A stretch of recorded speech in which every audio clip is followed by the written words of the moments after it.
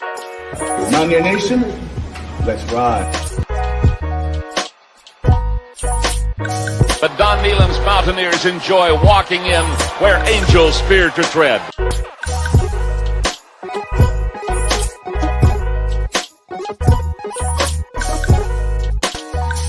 the hills of West Virginia resound with the sounds of Golden Blue football. Here is Harris in trouble. Stiff arms the would-be tackler. Comes down over the 25 to 20. Goes around about it to 15 to 10 to 5. A touchdown, West Virginia. He did it.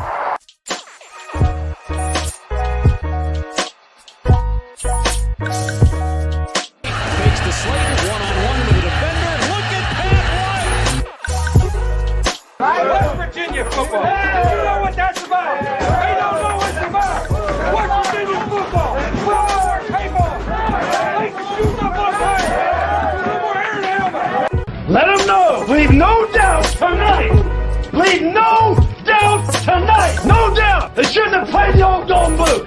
It is a great night to be a Mountaineer wherever you may be.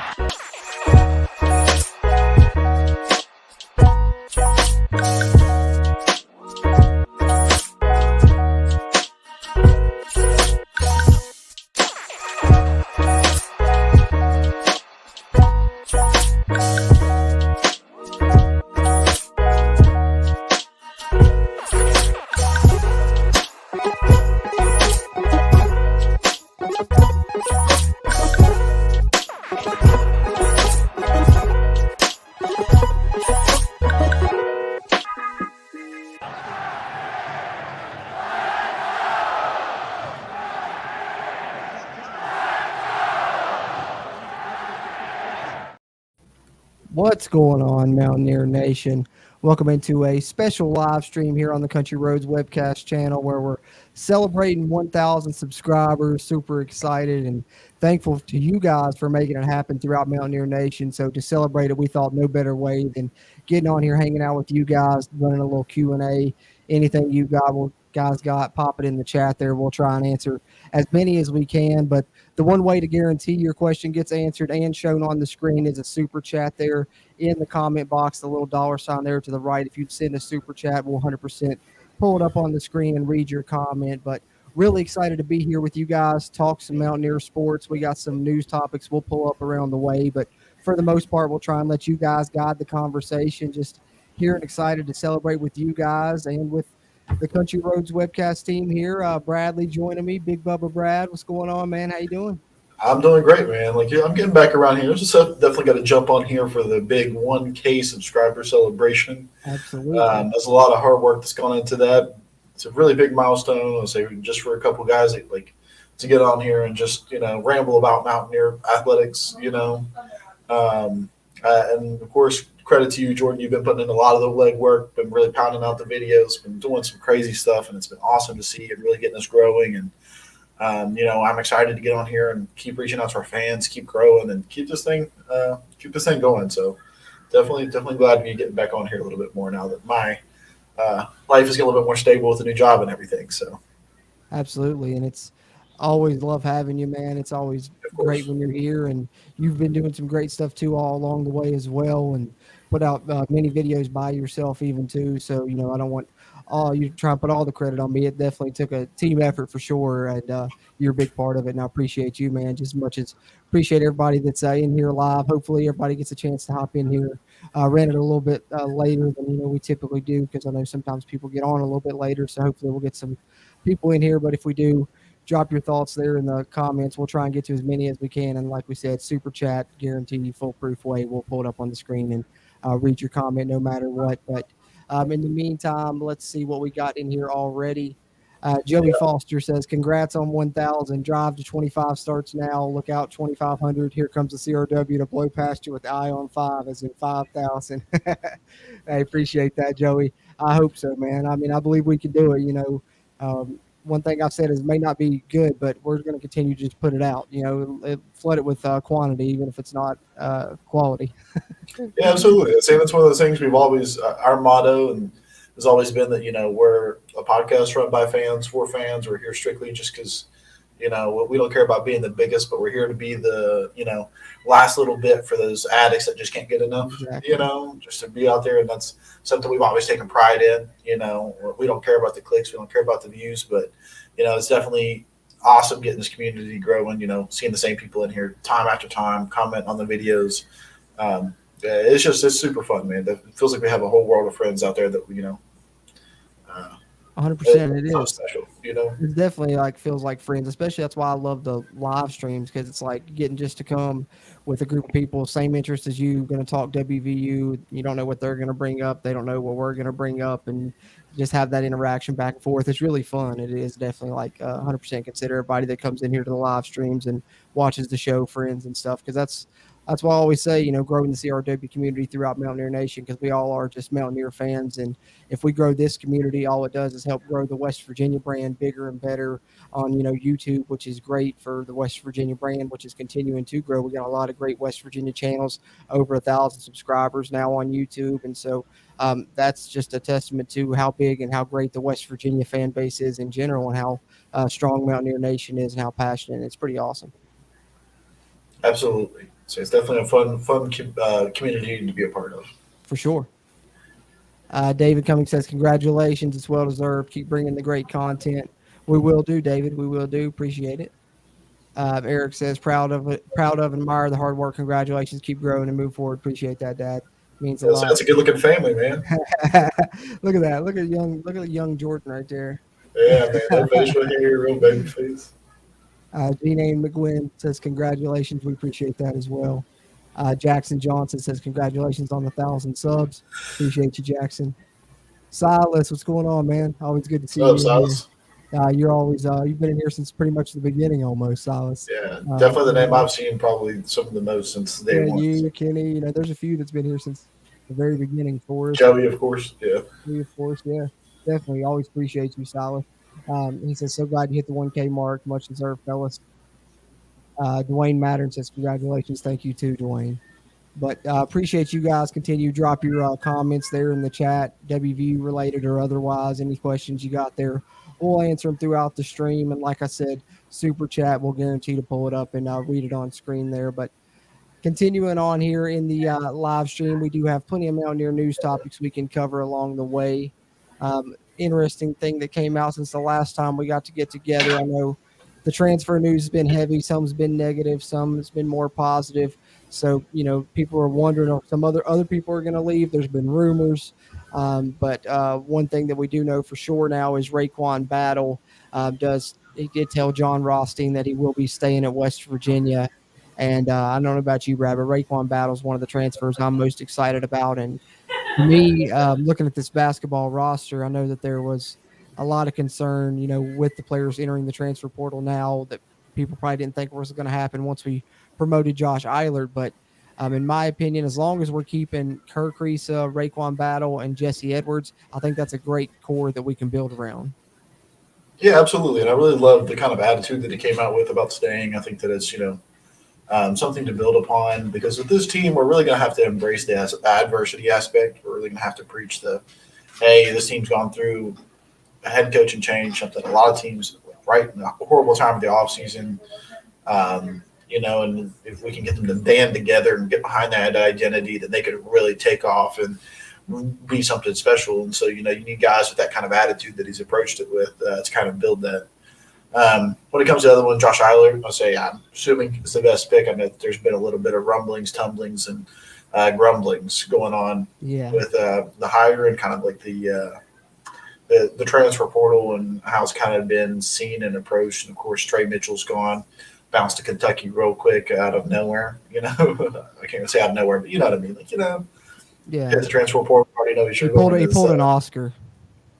Yeah, that man left and knew where he was going somehow, some way. I don't know how he knew Kentucky was interested before hitting the portal, but yeah, who knows? Sip my Diet Coke on that.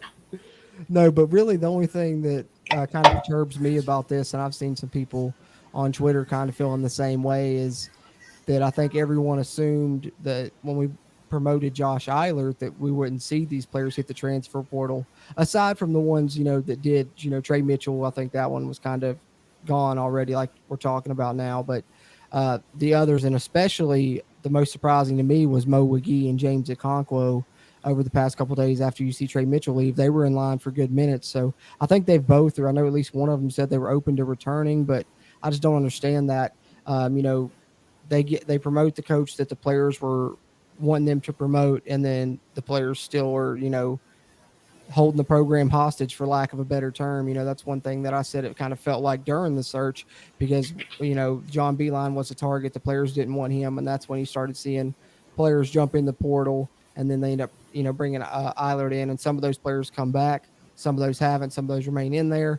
But that's the only thing that kind of bothers me is it seems like they did hire the players wanted, and the players are still being like, well, if they're getting more money, I'm going to jump in the portal and see, make you guys give me more money, or I'm going to leave. And it's just seems like there's no loyalty anymore almost in college sports.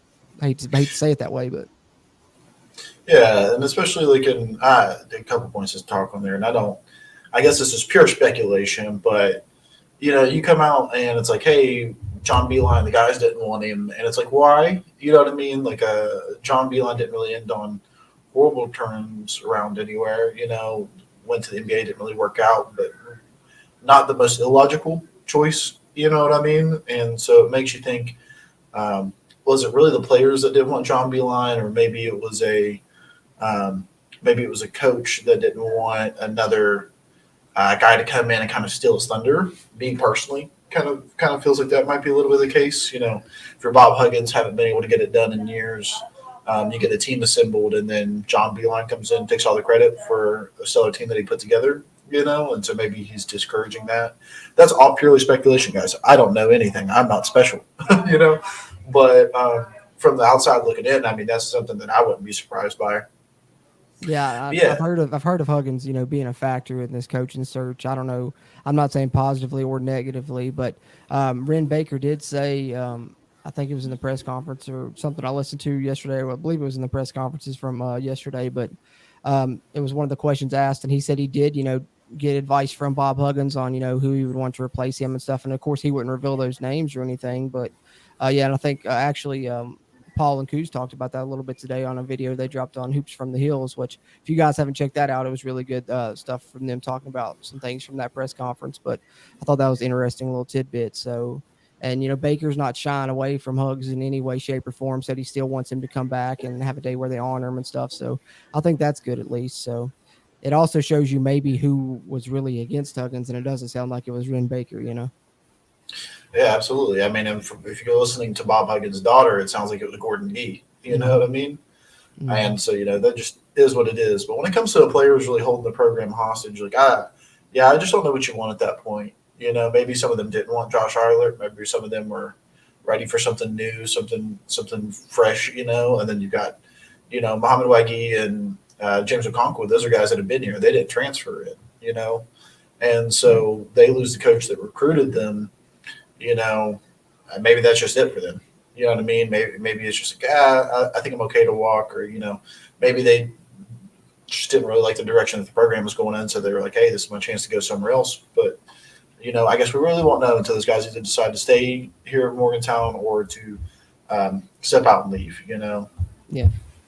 Yeah, it's hard to say. And it's not to say that there may not even be better replacement options for some of those pieces in the portal, but to me, it's just kind of a question of why would you do that? I don't understand. Like Joe Toussaint, guys like that I understand, because Joe Toussaint can be a starter somewhere and he's getting a lot of attention. I'll talk more on that here in a minute, but when you're a guy like Mo Wiggy and Okonkwo who averaged 3-4 points each last year, sure they have a ton of potential, but it's hard to see what type of offers you're going to get just based off potential alone, I guess. Yeah, but you never know. Trying to anticipate the wants and needs and thoughts and ideas of a 19, 20-year-old and the NCAA world right now is like, a crapshoot. Yeah, exactly. That's the thing that I think sometimes people fail to take into account is just 18 to 23-year-olds, because I know when I was that age, I didn't know what the hell I wanted to do. Yeah, or you thought you knew what you wanted to do. Yeah. And you look back on it, you're like, what a dumb idea that was. Yeah, exactly. That's 100% how it is. I wanted to go to med school. What an idiot. Speaking of Joe Toussaint and some transfers, though. We did have some news we could pull up on them as well, if I can find where I have it here. Here it is over from WVSportsNow.com, of course. John Rothstein's tweet talking about Joe Toussaint visiting Texas Tech and Kansas State, so a couple programs within conference, and then also is going to do Zoom calls with Gonzaga and Miami, and recently heard from Alabama. So I don't know, just if I'm, kind of reading the tea leaves, I don't think Joe's coming back personally at this point. Yeah, and I mean, it's not do you really want a guy that's and we would still take Joe Toussaint, Mountaineer, always a Mountaineer. But I mean, if you're looking at it, the team's already gone through a lot. It's going to take a lot for us to have a cohesive unit going into the season. Like I just said, that's one of the biggest things is getting this team to buy into the adversity piece. And, a guy that's going around takes his time to look at into 5 schools, just makes you really question his loyalty not in the first place, but going forward and his buy-in. We get halfway into the season and things aren't going great. It could be somebody's just going to throw their hands up and quit. You know what I mean? And that's the last thing you need. So, well, and I'm going to understand it from his point too, though, because I think obviously Kirk Reese is going to start. Raekwon Battle is going to start. Perez, if he's here, is going to start. Well, more on that in a second. We'll talk a little bit, but also West Virginia's recruiting that guard from Rutgers out of the transfer portal, a 6'7" guy. I can't think of his name off the top of my head right now. Paul Mulcahy or Mulcahy, something like that, out of the transfer portal. So, maybe Joe Toussaint sees that as well. And like I said, he came off the bench last year. He probably was going to come off the bench again this season. And I think some of these programs can easily probably, lure him away by, enticing him by saying, hey, you'll start here. And hopefully, I'm hoping it's not Texas Tech or Kansas State, because I'd hate to have to face him.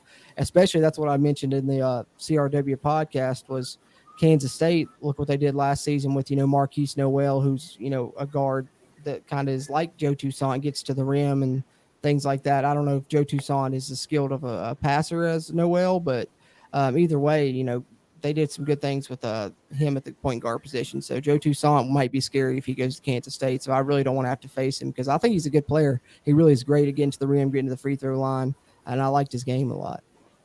Absolutely. And I also want to preface my stance with the fact that I will always support players going where they feel like they're wanted, needed, and what's best for them.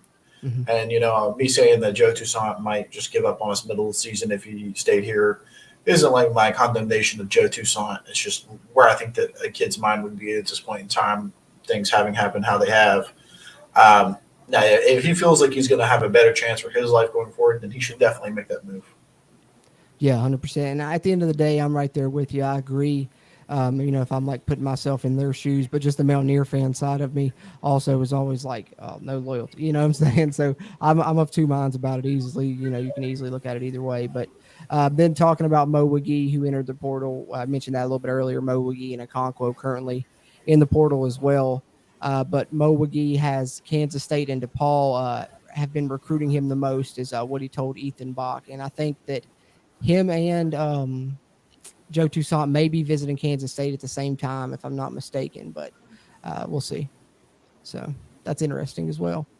Yeah, for sure. But also not surprising. You're pulling in 2 guys that already have like a little bit of chemistry, something that's going to help keep that cohesiveness going in your unit, not the craziest thing I've seen. Except, we've pulled kids from the same school before, so. True. Why not? Why not? Let's see. Catch up on some comments here, and then pull up a little bit more basketball news. Got some football news we'll talk about too here in a bit. Let's see where we were at here. WVU football going deep. What's going on for us? Appreciate you as always, man. He says, on a football note, I've started thinking Coach Scott has a quirky streak and that we'll see it in some play designs. I hope so. I would love to see it get funky out there on offense. Yeah, I love Chad Scott. I'm a big fan of him. He's my favorite assistant, and I was pulling for us to promote him if we was going to promote anyone. So I just personally am hoping that he gets to call the plays, because I know when they asked Brown about it, he said, he was kind of a little cheeky with his response and kind of evasive with the question. I'm going to be involved. Yeah, he said he was going to be involved, but then he didn't say he was going to call. And he said, I'm not trying to hide it. I'll let you know, but who knows if he really will. We'll see. Curtis D316 says, congrats on 1K. Appreciate that, Curtis. Always appreciate you jumping in. G Smyrna says, there was a lot of schools calling our players right after Huggins resigned. Kentucky called a day after Huggins resigned. Honestly, I wouldn't be surprised if Kentucky was in on Trey Mitchell trying to get a hold of him even before they knew anything was going on with Huggins. They were probably in on him after the first incident Yeah. Even exactly.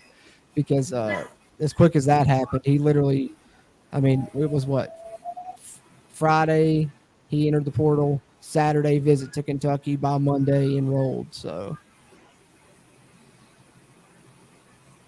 yeah, Mulcahy, that's the guy from Rutgers I was talking about. I'm hoping so too.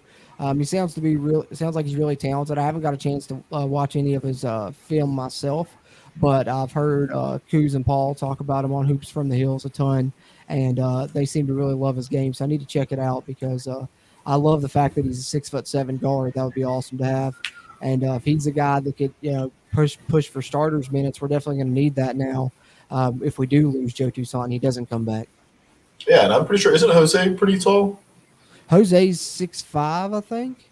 Yeah, so you're looking at some really, really long, lanky guards right there. Speaking of Jose, that's what I wanted to get into. Have you heard the rumors in regards to Jose?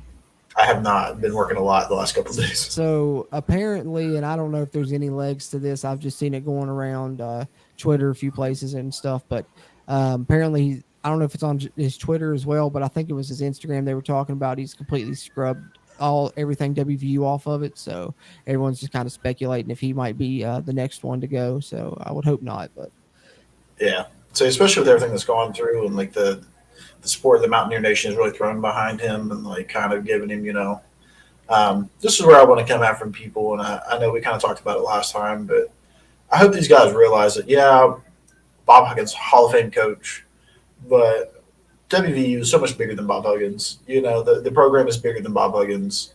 It's really just like an environment and a family and a community that exists in very few places in college athletics. And I really feel like this is where we've got to step up and really keep showing these guys that, even with Bob Huggins being out, we are still incredibly a supporting fan base, and we've got a chance to really be something special, no matter who's manning the ship. Because, like I said, it always has been bigger than Bob Huggins. He was always just a wonderful front man to lead that charge. Yep, absolutely. And the state will 100% rally around the players that stay here. We've said that before, and we'll say it again because we know it to be true. But in Perez's case, I'm waiting. I'm definitely more wait and see about that to see if it's true or not. Just because to me, it wouldn't make much sense for him to transfer of all people after everything he went through trying to get a waiver here. I mean, surely he would probably get the waiver, I guess you would think, but I don't know if he'd be willing to try it again. That'd be risky. I wouldn't be personally, but that's just me. Yeah, absolutely. But again, you're looking at a guy that's under 22 years old and 20, maybe 23. I don't know how old he is, but I'm sure there's a lot on his mind, a lot on his plate, and I wish he wasn't in this position to have to make that decision. But again, I hope that he knows that Mountaineer Nation's here to support him, have been, has been, and will always be going forward. And I think that that's the best way we can convince these guys to stay. Yeah, absolutely. I'd love to have him, man. I think he can be a high-volume scorer for this team. So hopefully he stays. And like I said, hopefully it's just a rumor, but we'll see what happens with that. But having said that, got a few more people in here now, I see. So appreciate everyone hopping in here. We're celebrating 1K subs. So thankful to everybody that's a subscriber. And if you're not a subscriber, please do so. Go ahead if you're a West Virginia fan, college sports fan. Talk about a little bit of everything, especially on the live streams. You never know what's going to come up there. But if you are in here live, or even if you're watching on a playback, be sure hit the thumbs up button, give us a like. It really helps this video and future videos here on the channel. But we're celebrating 1K streams, but we're also taking your questions and comments. So drop them in the chat there. We'll get to as many of them as we possibly can. But if you want to guarantee that we get to yours and that we pull it up on screen and read it, the super chat button's the one foolproof way to do that, the little $sign button there in your chat box. But appreciate that, everyone here tuning in live. Let's pull up a little bit of the basketball transfer tracker and talk a little bit about the guys that are still in for West Virginia. And so we can update that little basketball roster a little bit here if I can pull this up. So we know West Virginia transfers in at this point. We just talked a little bit about Jose at this point, still on the West Virginia roster. Nothing official one way or the other on that. So he remains there. Omar Silverio also still a transfer in. Kirk Risa announced his return to West Virginia after he previously entered the transfer portal following Bob Huggins' resignation. Jesse Edwards, no rumors of him leaving. And I know there were some programs that were, of course, in his ear, him being the highly coveted player that he is, but he seems to be very loyal. Haven't heard anything about him leaving ever since the promotion of Josh Eilert. And then, of course, Raekwon Battle. We shared the article earlier from the report from John Rothstein that he will be returning and staying at West Virginia here for this season. So we know those players are pretty much all locked in, save for Perez, which we're a little bit wait and see about at this point. And then, of course, transfers out. We already knew about the ones that we've had early in the offseason, Jamel King, Josiah Davis, and Jimmy Bell. But then most recently, Trey Mitchell transferred out, and he is officially gone as he has enrolled at Kentucky. So he won't be returning. However, the other three have left the option to return to West Virginia open, those being Mo Wiggy and James Okonkwo at the power forward position for West Virginia. And then, of course, guard Joe Toussaint, who we talked a little bit about earlier, but he has a ton of programs after him. He has 5 visits to different Power 5 teams scheduled, 2 within the Big 12 conference. So not too confident Joe will return, and we'll wait and see about Mo Wiggy and Okonkwo. But wanted to update that a little bit since we talked about it there. But anything else you got basketball-wise you want to touch on, Brad? If not, I got some football topics and stuff. We can switch over to football a little bit. Yeah, I just wanted to make one comment because I know a couple guys dropped it in the comment section down there talking about. I'm also very excited to just see a different offense for Mountaineer basketball. I've only been about Mountaineer basketball fan under the reign of Bob Huggins, and I feel like it's been stale the last few years. So I'm pumped to just see something new, something different, and I'm definitely going to probably be tuning more into this year than I did last year, or probably even the year before that. So that aspect has just got me absolutely stoked. Yeah, absolutely. I'm interested to see how much it changes, schematically, offensively, defensively. I'm wondering if, Josh Eilert, I'm not speculating anything here, but I know he was certainly around for the Press Virginia years, was a big part of, the things they did, tracking deflections and stuff and such. So I certainly think defense is going to be a focus, but I would love to see him go back to the press. I don't know if they will or not. That's just something that I think would be fun to see. But interestingly enough, one final comment I did have basketball-wise that you made come to my head there was staff-wise. We don't really know who's going to be retained yet. I think Eilert was asked a little bit about that, and it's kind of non-committal one way or the other. We know a lot of the staff's contracts are up at the end of June, so some of them may be retained, some of them may not. And also, I know Ren Baker had mentioned that he hasn't ruled out bringing in kind of a more veteran, older guy to serve as like an advisor to Josh Eilert, maybe someone that has head coaching experience. Ron Everhart's kind of already that person, but maybe if they're looking to make staff changes, maybe Ron Everhart's planning on retiring. We don't know it yet, but I would assume if they're bringing in someone else, it would be filling the spot that Ron Everhart already has. But I would think they have at least 2 staff vacancies now, probably. So maybe someone else gets promoted to full-time. Maybe we see Alex Ruoff move up. We'll see what happens there, coaching staff-wise. But we'll report on that when it happens here on the Country Roads webcast. We'll catch up on some comments here, ones that we can, and then we'll switch over, talk about some football topics here. Appreciate you guys spending time with us here, celebrating 1,000 subscribers, and appreciate you guys making that possible here throughout Mountaineer Nation and the Country Roads webcast community. Let's see. While you're looking, I also saw somebody post on Twitter the other day. They're like, I feel like the power forward position of Mountaineers is just cursed. And I blame Issa Ahmad. That's what you think that's where it all I feel like, I feel like that guy, gosh. I feel like we were really, really solid in that. And then just big old blunder, and we have not been able to fill that position since. Yeah, it's you're right. It has been a struggle. It has been a struggle for a long time. And I never really, noted it until I guess just now. But yeah, it has. Silas says, once a Mountaineer, always a Mountaineer. Doesn't mean what it used to. Yeah, I'd say, nowadays it kind of doesn't in a lot of ways, unfortunately. It's kind of diminished that statement a little bit. Yeah, it's a bit of a personal thing, I think. Joey, appreciate you as always, Joey. Hope you're doing good, man. He says, as a proud Mountaineer, I'm so glad to have channels around such as Country Roads Webcast. It's nice to sit back and relax and listen to a great WVU breakdown. I appreciate that a lot, Joey. That means a lot coming from you, man. Curtis D316 says, what if Eilert asks those guys to go to the portal because they won't fit what he wants to do because it said his offense will be different than Huggins? Interesting. I hadn't even thought of that aspect. I mean, sometimes a new coach does come in and, try and retool the roster a little bit. I'm sure there's some good pieces in the portal. So maybe. What do you think, Brad?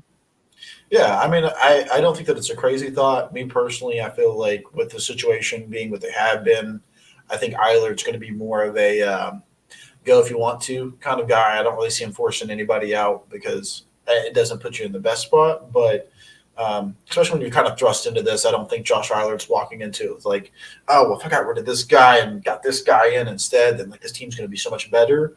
I think that he's at the point where it's like, hey, if you're staying, stay. If you're going, go. Let me at least try to get some kind of sanity put on, Right. But not a bad thought, though. Definitely not a bad thought. Yeah, I mean, you never know. I was going to say, he could be, I don't think he's coming in like Deion Sanders or anything. But Deion Sanders did, 70 out, 70 in, something like that this offseason? Yeah, absolutely insane numbers. I hope it doesn't work. I hope it burns. I don't know. It's going to be hard. I mean, well, the thing that's in his favor is they won, only 1 or 2 games last year, so it's not like he's got to do a lot to do any better. So I think the first year is definitely going to be like a wash for him. If anybody's got a year 0, it's got to be somebody that completely brings in a whole new roster. Yeah. All right, let's switch over to some football stuff here. Appreciate you guys tuning in and chiming in. Continue to drop your thoughts in the comments there. We'll try and catch up on some of them here again before we get too much further. But as always, Super Chat, the guaranteed way that we will pull yours up on the screen and answer your question there. But let me see what we got here.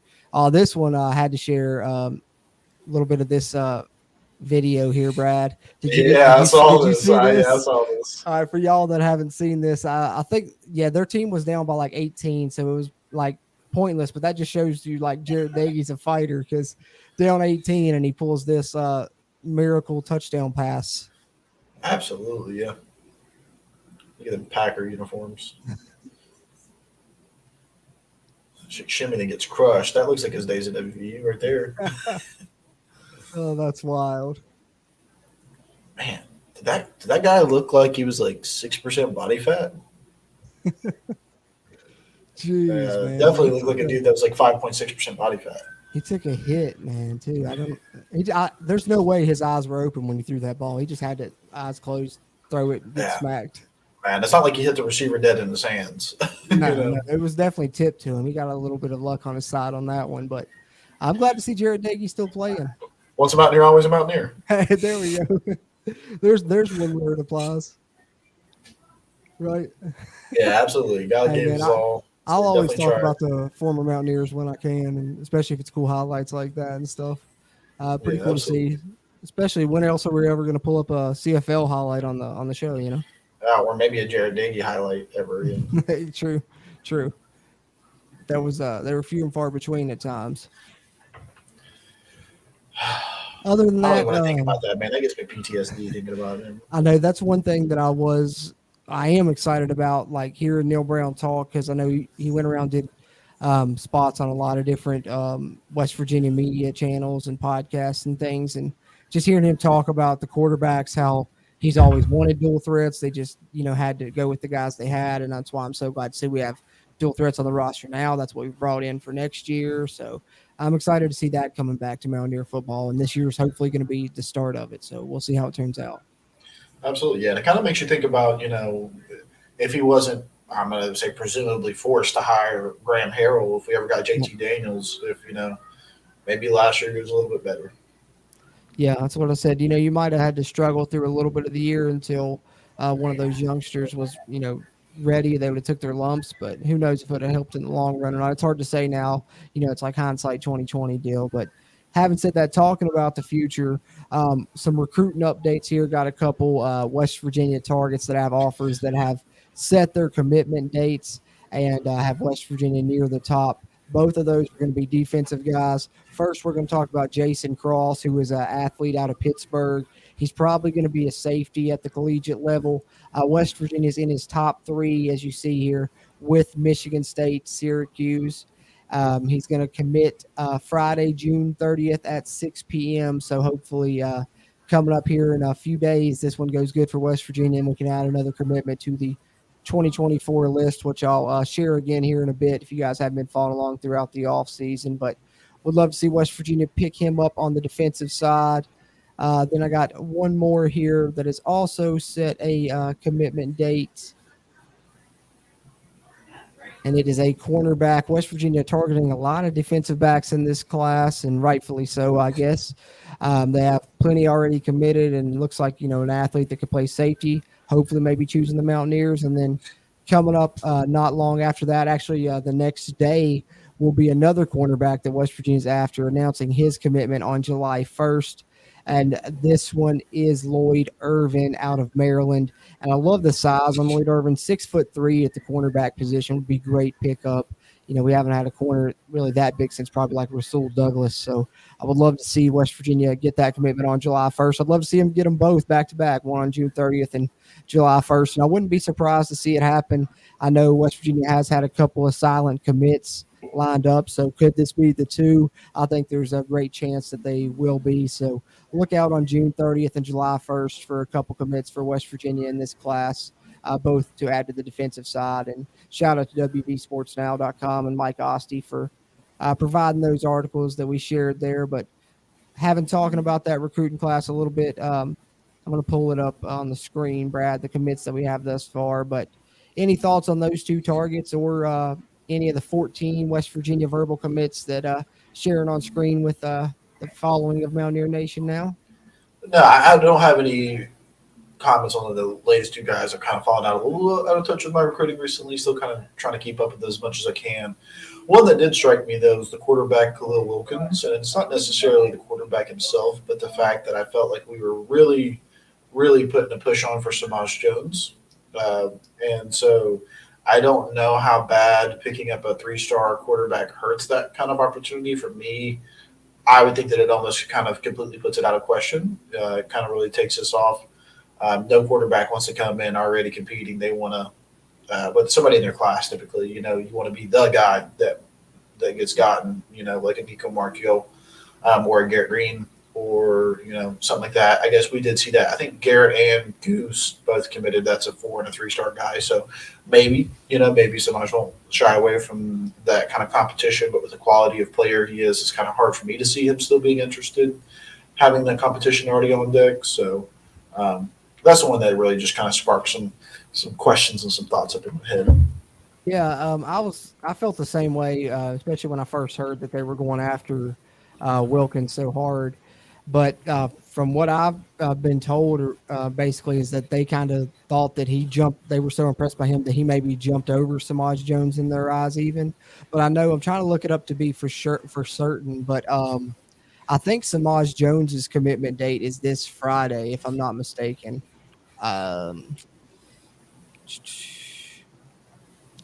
Yeah, I don't see it on here yet. I don't see it on here, but I'm pretty sure I saw earlier that he's committing this Friday as well. But the one thing that I'll say that could go in West Virginia's favor with Samaj Jones as well is, we only do have the 3 scholarship quarterbacks on the roster.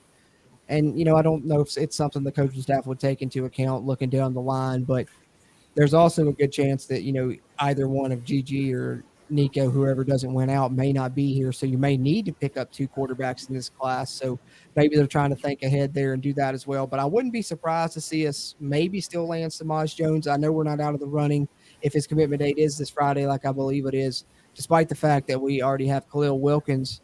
That's the one silver lining, I think, is the fact that West Virginia only has 3 scholarship quarterbacks. So maybe they could still land Samaj Jones, or at least that's what I've been trying to tell myself, because I got really high on Samaj Jones, and I didn't know a lot about Wilkins. And since I've seen him, I've really grown to like him a lot. Love the left-handed part of him. Love his size, 6'4". I know someone in our comments on our commitment video talking about him, compared him to Geno Smith. And I hadn't heard that comparison yet, but I really do like it. It almost is like a left-handed Geno. I know Coos and Mountaineer Paul both compared him to Michael Penix, and I see that as well. But I would love to have another great left-handed quarterback. So I think he's got a really high ceiling. I like Wilkins, but I'm really high on Samaj Jones too. So I wouldn't be mad to see us pick up either one. I mean, both. Yeah, both for sure.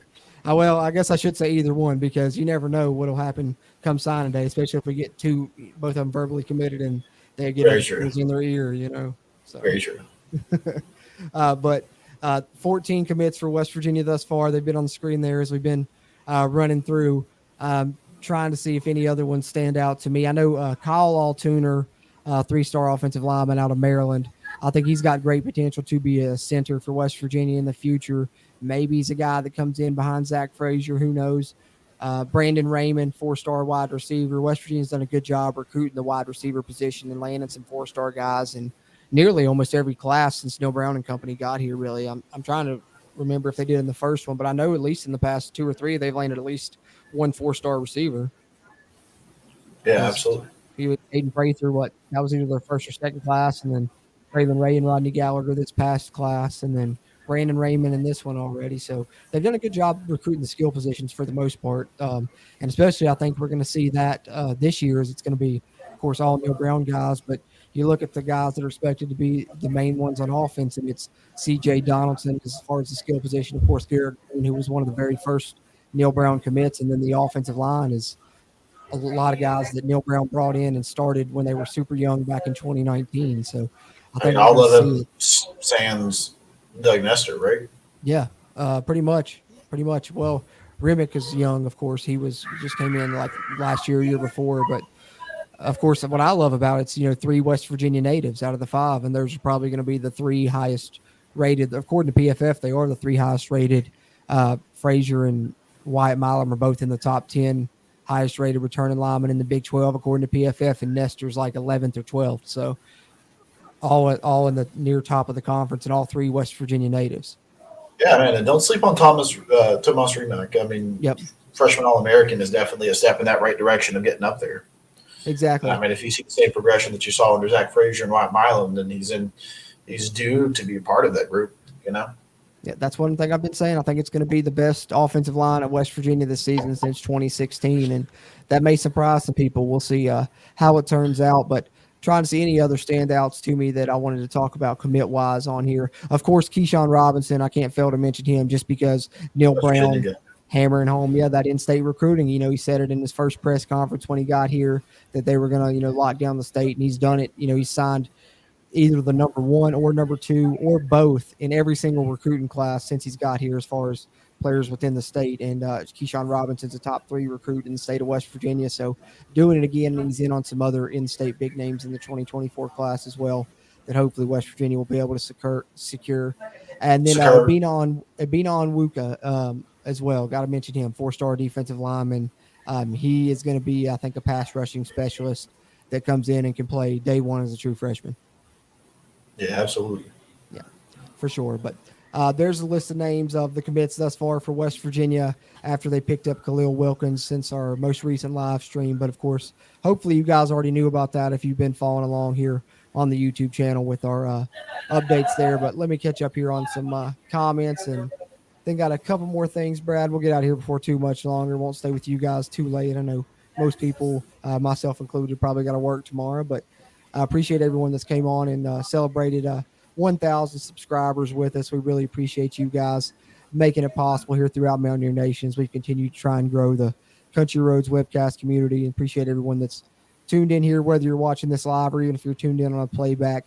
Hit the like button on the video. It really helps hit the YouTube algorithm, helps it gets pushed out to more people. And if you haven't already, if you're a West Virginia fan, college sports fan, add to that subscriber count. Helps us, helps you, helps get more of this Mountaineer sports content out to Mountaineer Nation. I see I got some family in here. Got my grandpa, got my mom. Appreciate y'all. Love you. You got the whole squad in there, man. Yeah, I see that now. That's awesome. Let's see. Todd Withrow, diehard Mountaineer fan here. Love your show. Love your content. Awesome. Appreciate that, Todd. We appreciate you. We're diehard Mountaineers as well. That's what we do it for. That's who we are and who we do it for. Absolutely. Daggone thing keeps bouncing down on me when I'm trying to scroll through the comments here. Where was I at? Mountaineer guy, appreciate you, man. Congrats on the 1K, he says. Silas says John Beeline ball was the most entertaining of my Mountaineer fandom thus far for hoops. Never forget watching us beat Wake Forest in Myrtle Beach with my high school buddies. I enjoyed that one as well, Silas. I loved it too, man. That it was exciting. It was almost like pretty much like today's brand of basketball that they play in the NBA was what kind of John Beeline was doing with the late West Virginia squads that he had here that made the Elite Eight run and things like that. 5 out, everyone could shoot and running all over the court. It was fun to watch. WVU fan 23 says, when do you think the new Country Roads uniform will be released for the home pick game? Hopefully sometime in July. Yeah, I was wondering about that because I know they released last year's on West Virginia Day, and I was wondering in my head, just kind of speculating if they were going to do the same this year, and then everything that happened with the basketball coaching news and all that, they decided not to, and if they're just going to wait closer till the season. So I would be surprised if they waited until the season, but they could do it. They could wait till game week and make it a big release then even. If you heard anything on that, Brad? I have not. I was on the same line of thinking as you. They did it on West Virginia Day last year. Didn't do it this year. Yeah, I didn't think about the fact that they might have pulled it because of Huggins. But yeah, that's what I was wondering because since they didn't. But I'm hoping I would love to see it sometime in July as well. WVU fan 23. I haven't heard yet one way or another, but I do remember them saying last year that they were indeed coming for this year. So we should be seeing something on it in the near future. Absolutely. I wonder if they're going to take the away unis to Penn State. Ooh, I would hope so. Because they can wear them again now, I think, can't they? I would think so. I hope so. I don't want to see them go away because those were some of my favorites of all time. Even though we've not won them yet. Yeah. Well, we should have, but that's a whole nother issue. WV Football going deep says after they saw Wilkins throw a couple times, he's the one they wanted. His upside is much better long term, and there's really no room for Jones. Can't carry that many quarterbacks. Yeah, I understand like that they couldn't now, but also, like I said, if they're reading the tea leaves, you never know what they may know, and they could assume just as well as we do that one of Garrett Green or Nico's not going to be there, and then you could use at least another one because I would argue they definitely need another one this year. Only having 3 scholarship quarterbacks worries me, especially with one of them being a true freshman. So, I think they could still add 2, but I definitely am not expecting Samaj Jones to commit to West Virginia on Friday. I'm just trying to keep my gold and blue glasses on for us a little bit and hype it up and maybe speak it into existence, I guess. Just wishful thinking. But, yeah, I definitely had heard the same that, Wilkins impressed him so much that he kind of leapfrogged Samaj Jones in their eyes. And after watching, some film on him, I really do like him a lot, and I think he does have a higher ceiling. But speaking of quarterbacks, I just want to share something in regards to our quarterback, or at least one of them this year that's competing for the job, and that's the one that went to the Manning Passing Academy this past weekend, and I thought it was pretty cool. Of course, the picture on the right's from 7 years ago, Garrett Green and Baker Mayfield. And then, of course, you see the picture on the left, Garrett Green participating in the Manning Passing Academy with Peyton Manning looking on there behind. Yeah, definitely cool. Definitely something you'd like to see coming from the program. I don't know. And some people have been trying to speculate, Garrett's the starter because he got invited to the Manning camp. But I don't necessarily think that's the case. Yeah, absolutely. It's gonna drag on. It's a competition that's gonna drag on through fall camp. But speaking of upcoming fall camp, and I talked a little bit earlier about Neil Brown had sat down with some West Virginia media outlets. One of those, of course, was West Virginia University's official site there, WVUsports.com. Sat down with John Antonic, and I thought that this was really something that I wanted to touch on from the little Q&A. But you can find this whole article there on the site there. At WVUsports.com, but they asked who were some of the players standing out so far during summer conditioning based on the reports you're getting from the strength and conditioning staff. So I thought this was something you guys would probably be interested in hearing as well. Neil Brown says, as far as standout players throughout this summer for West Virginia, the way I think about it, this is the people we add. The way I think about this is the people we add are important, but the success of our team is going to be determined by the group of guys that make big jumps between January and when we play versus Penn State. Defensively, Sean Martin has got to go from a good player to an all-conference player. Eddie Vesterinen has to go from a quality backup to a quality starter. Mike Lockhart and Russell Hammond have got to take the step to where they can be dependable every rep. I think Lee Koba played well, but there is a next step to his game. Trey Lathan goes from a red shirt to playing a role for us. Hershey McLaurin goes from a junior college transfer to year 2 with us. He's got to take a step. Malachi Ruffin has played a lot of football and special teams, and now there's another step he hasn't experienced yet. Jacoby Spells is a freshman. He should make a big jump. Andrew Wilson on special teams. It's time for him to play. Marcus Floyd was a 1-year transfer, and I think you will see an improved player year 2. Those type of guys who played some in the fall have got to make a jump. Those are the guys who will determine your success. I see some of these guys doing things, and I'm like, okay, they're coming, they're progressing. These are some of the guys who've made progress in the winter, and they're continuing to progress throughout the summer. So interesting to see a lot of those names on the defensive side, but I guess that is where the area we most need improved. But I've also kind of noticed a lot of that throughout some of this is that he's kind of talked about the defense. So they have really focused on the defense, but I also have tried to read between the lines there that there's a quiet confidence about how good this West Virginia offense could be this season. And it's something that I've picked up on. And I don't know if I'm just drinking the Kool-Aid a little bit, but I'm really excited about the offense, but I'm still skeptical about the defense. I think it's going to be improved. How could it not be? But interesting that those were the standout players and they were all on that side. Any thoughts there, Brad?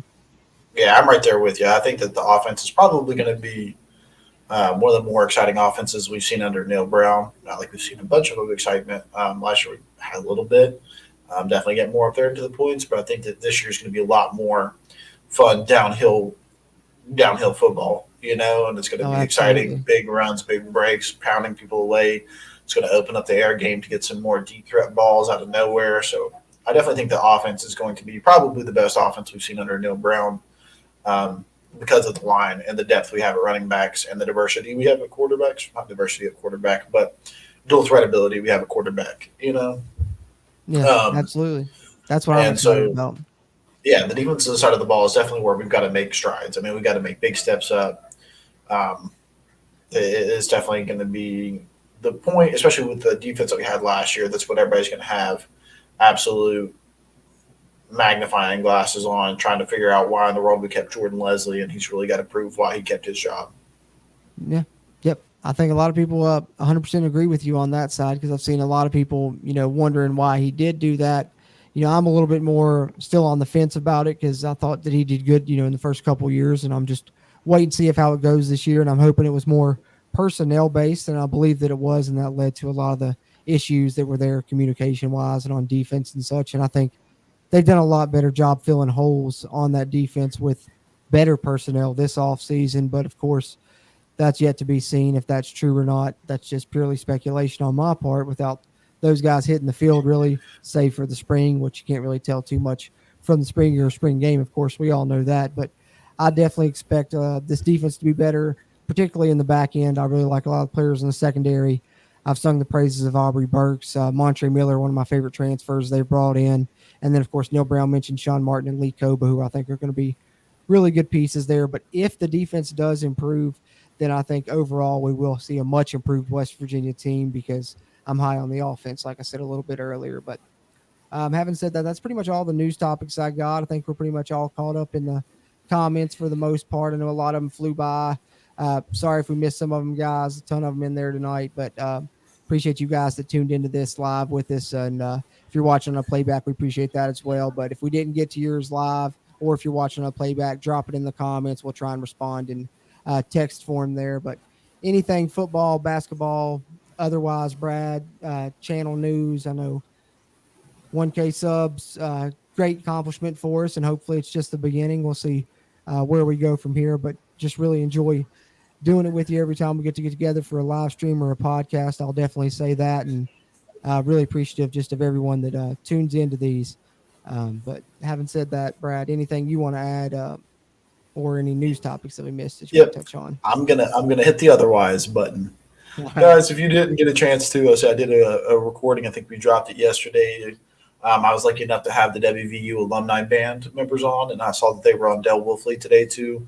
But they're really trying hard to get some money drummed up for their kids there and get some movement on the band front. And if you've ever been to a game, you know how important the pride of Mountaineer Nation is out there, and how exciting it is to have them open up a Simple Gifts and play country roads and make the state. And, those kids really work hard for what they do. And so you guys get a chance, go check out that video. I say give them a look out, go support them, donate to them. Just kind of wanted to plug them one last time, because they're definitely an unsung hero of the WVU Nation that just doesn't give it as much airtime as they should. Absolutely. You guys definitely check out the video here.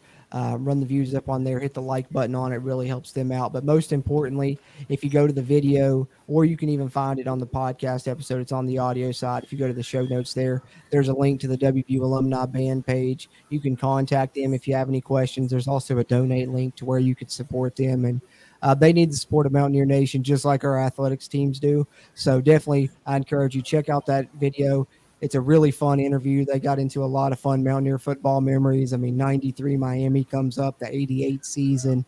Yeah, they definitely had some really awesome perspectives to talk about, yeah. Between the three people that Brad had a chance to interview, that you had people that were in the band during the 88 season, undefeated season, and in the 93 undefeated season. So it was really cool. Absolutely. Yeah. I really enjoyed it. So I definitely know that you guys will enjoy it too. So if you haven't got a chance to check that out, the video's here on the YouTube. It's also available in podcast form on our YouTube, on the WVSportsNow.com site. And then, of course, on any podcast platform you like, Apple, Google, Spotify, Amazon Music, iHeartRadio, anywhere you find the Country Roads Webcast, you can find it there. But yeah, definitely great stuff. But Brad, I'm glad you mentioned that. I meant to bring that up as well. So glad you brought it up here at the end. But I don't think I got anything other than that, man. What about you? Yeah, I think I'm all covered up, man. Ready to start getting into more summer, start getting those weekly press conferences going. Oh, yeah. We swore to ourselves that we weren't going to drink the Kool-Aid, Jordan, so you got to stop it. I've been double dipping, man. I've got a whole picture. Like I said, thinking about Jared Day just gives me PTSD. Like I said, of the 5.6% body fat.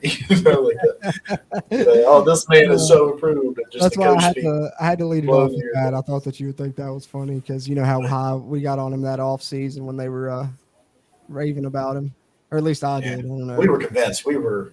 Don't go back and watch that spring preseason. Yeah, I had everybody bought in. In. Absolutely. Though I did get. They'll get me bought in again. They always do to something. Yeah, for sure. They'll have me believing we'll beat Penn State week 1. I guarantee it. Probably, but that's the fun of it. Right? And we enjoying the fun of it with you guys here in the Country Roads Webcast community and in Mountaineer Nation. And looking forward to another live stream. Like I said, there's going to be plenty of news topics that pile up with the basketball coaching staff as that's assembled here in the coming days. And we learn more about the roster as some of these transfers make their decisions of whether to stay or go. And West Virginia will bring in some other transfers to replace the ones that have already left. Like I said, they've got a couple targets they're after now. Hopefully we'll hear good news on those.